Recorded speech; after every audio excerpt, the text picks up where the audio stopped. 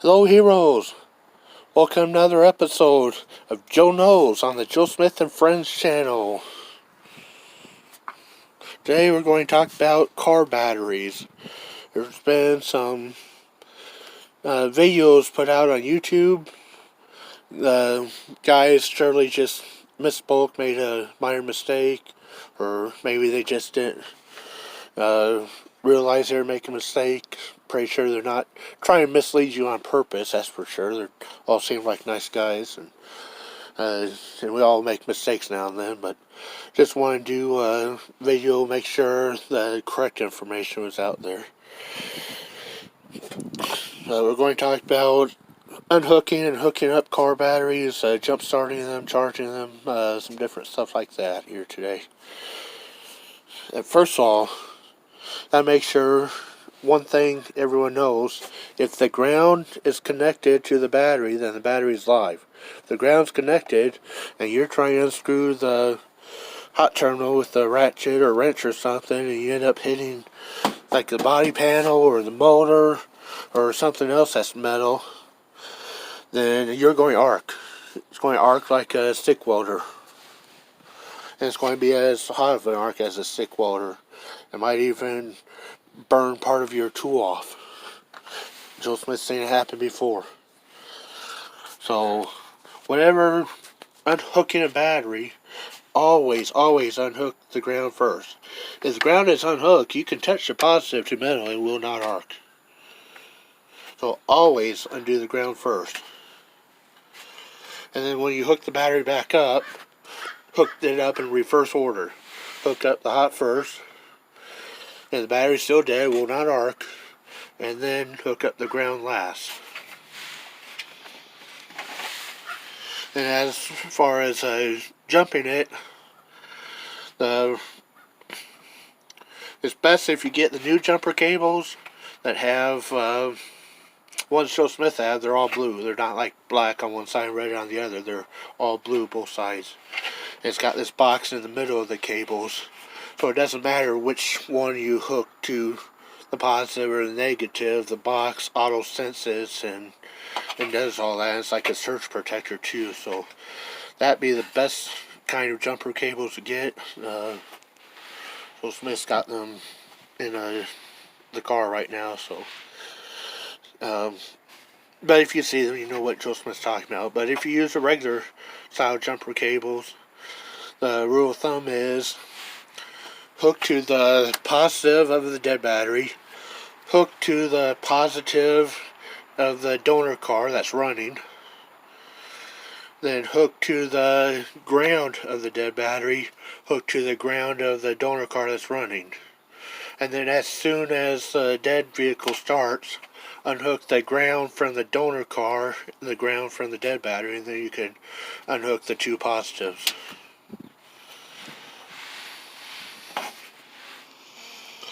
Now on here, you wonder, like, what's this here? Well, this is a ground disconnect. It's got a little knob that you can screw in here. When that knob's screwed in, then it makes a connection from the ground to here. Right now it's unscrewed, so the battery is ungrounded, and therefore won't have to worry about running dead from like the radio memory or truck computer memory. So it just kind of helps save the battery when it's not going to be ran for a while. When the vehicle's not ran for a while, you can put one of these things on. It's a ground disconnects. There's a couple of different styles, but usually you unscrew a knob and then it's disconnected. It's kind of like an auto theft prevention thing too. If you go to the store or something, you can pop the hood real quick and unscrew the knob and take the knob and your keys with you, and then if they try to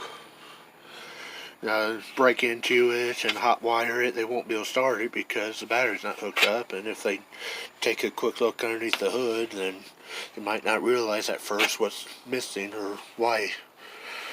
And usually car thieves are kind of lazy and just want to get in and out real fast, and if something's not right and they can't get started on their first try, they usually give up and go find something easier to steal. So depending where you live, that could be also used as an anti-theft measure as well. but it's on the vehicles that Joe Smith don't drive all the time, or he's got these on, so he can just unscrew them real quick and don't have to worry about the battery going dead. And also, Joe Smith done a video a while back installing this thing, but it's a little battery tender. You leave it hooked up all the time, and then you just pop the hood, or else you can run the cord down through the grill or something, and just plug in, and it'll try and trickle charge the battery and maintain it then when you're not using it, so that way you've got a fully charged fresh battery when you do go to use it for your weekend car show or that. So a couple options there. Also, back to change out batteries. If you are to change out batteries, some of these new vehicles with their fancy computer systems, you unhook the battery and you lose all your radio presets, you lose your power seat presets, you lose your power mirror presets, or and the engine runs kind of rough for the first hour while it relearns. Well, you can get something like this here. They have more fancy, expensive units with the battery built into the box. They're like 80 or 100 bucks, but something like this you can get for around 15 to 20 bucks on Amazon. Different brands, all pretty much the same thing, so not going to mention the brand on the video, but we'll put the link in the description of this particular one anyways. That way you can just click on the link and go and look at this and look at the other ones available too, if you're interested. But before you unhook the battery, you plug this into your OBD2 port, which is most likely going to be below the dash, below your steering wheel, within what is like 2 feet of the steering wheel is supposed to be, something like that. Not for sure. Don't quote Joe Smith here on that after you look it up, but usually on Fords, Chevys, Dodges, Chryslers, they're right down underneath the steering column there. You plug it into the OBD2 port. You plug the other end in a different vehicle cigarette lighter. Don't try to plug it into your own vehicle cigarette lighter. That won't work because you don't have the battery be disconnected. But plug it into a different vehicle cigarette lighter, or if you don't have a different vehicle to plug it into, you can plug it also comes with this here. You plug the 2 cigarette lighter ports together, and then you can grab a spare 12-volt battery and hook these to the spare 12-volt battery. Hook the red one first and then the black one. And then when you unhook the black one first and then the red one. And that way you can save all your presets for your motor and your stereo and everything else without you unhook and change out your battery and put a new one in. And won't have to worry about reprogramming all that stuff, and the car won't run rough for a few minutes or that after you start back up. Well, it relearns everything. So just want to point that out. There's stuff like this on the market, and you get more expensive version of this with the built-in battery, but if you're not going to be using it on a regular basis, it's kind of waste money to get the one with the built-in battery, because built-in battery might go bad on you. But this way you can just use like a $20 mower battery, or hook to another vehicle battery, or if you have a lawnmower, riding mower with a battery, you can pull your riding mower up next to your car, truck, and hook to it while you change out the battery. And the riding mower battery will save your car, truck memory for you.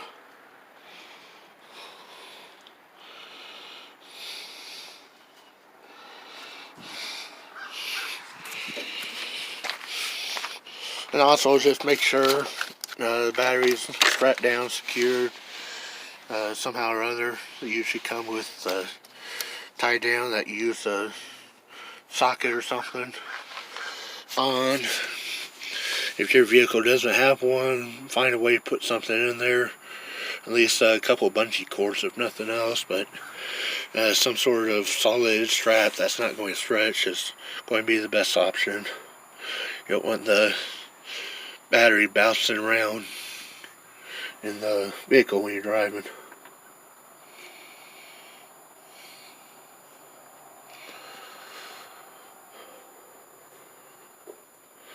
I think that's about it here for today. Just want to give you guys some pointers here on car batteries. Make sure you know the correct information.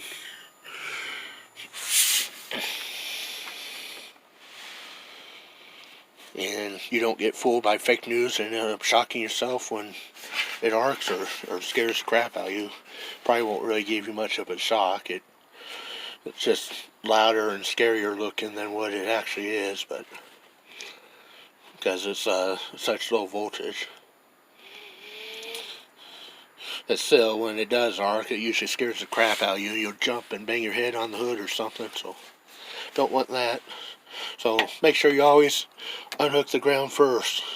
Either unbolt it, or if you have a knob, unscrew it. Of course, on here, after you completely unscrew and separate.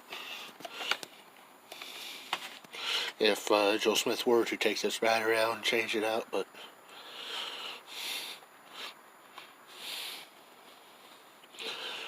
any questions, post in the comments below. If you think Joe Smith may have misspoke on something, please bring it to Joe Smith's attention politely in the comments below. Joe Smith makes some mistakes on occasion too. Just trying to pass on some knowledge, help you guys out.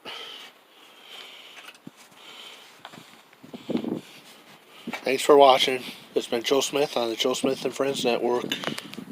Joe Smith signing out.